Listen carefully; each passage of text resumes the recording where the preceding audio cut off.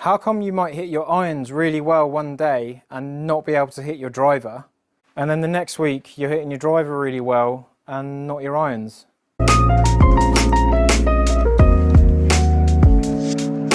Now if we think about this through the whole bag, if we go down to the wedges, the ideal way to hit the wedges is to be hitting down on the ball to squash the ball, to launch it low, because we've got loads of loft on the face to help the ball launch up and get nice spin into the green for more control.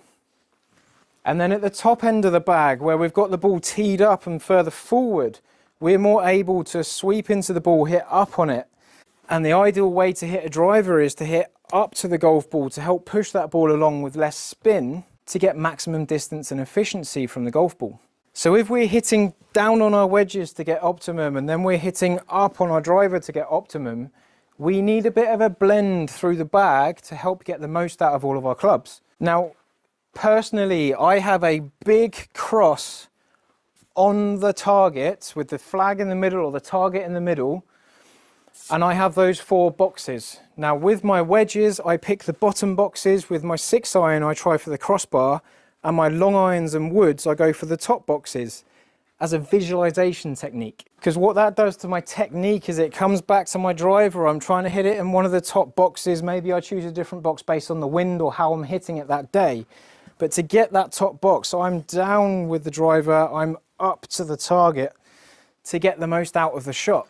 Now with a wedge in hand, if I go for that high box and I'm down here and I try and get up to the ball, it's not the best way to strike the wedge. I don't want to be flirting with the floor that much when I'm going into the ball. So the 6-iron is the midpoint for me in terms of what I'm picturing.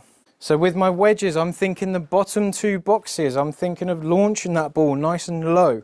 If you get on a launch monitor, you're looking for the launch angle to be half of the loft on the golf club as a rule of thumb. So if I lean back and I hit up on the ball with this wedge, this is a 60-degree wedge. I hit up on the ball there, yeah, okay, it goes okay and I can get away with it. But that has launched at 34 degrees, which is 4 degrees too high.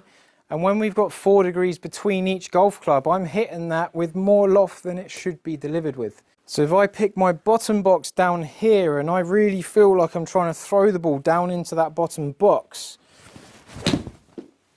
I get a much meatier contact and I get a lot more grip on the back of the ball to create some spin. So with the wedge, I really want to encourage that downward blow to grab the ball, grip it and get some spin off there. With the driver, I'm looking for something very different. I'm looking for the clubs to go down and up to the ball to push it with less spin. If I hit down there, the ball's going to launch low and it's going to spin more, which is not ideal. So I use visualization to manage my low shots at the bottom end of the bag, get up to my 6-iron, get up to my driver. So I'm adjusting how I present myself to the golf ball for the flight I'm trying to encourage. It is good to get some data on these things, looking at launch angles, looking at spin rates. And if you've got a decent amount of speed to you, I would look at the tour average stats and just see if you're way above or way below certain numbers and then go, okay, maybe you're not going to get to the tour average numbers, but you want to be a bit closer to it. And with a 7-iron in hand here, I'm in the middle of the 2. I'm looking to be a bit more neutral through the ball, going more towards that crossbar in terms of a feeling in my mind, in terms of a trajectory visualization that I have. And I get through it a little bit more informed. I know that visualization is feeding back to the technique I'm trying to put into the ball. It varies from the bottom to the top of the bag.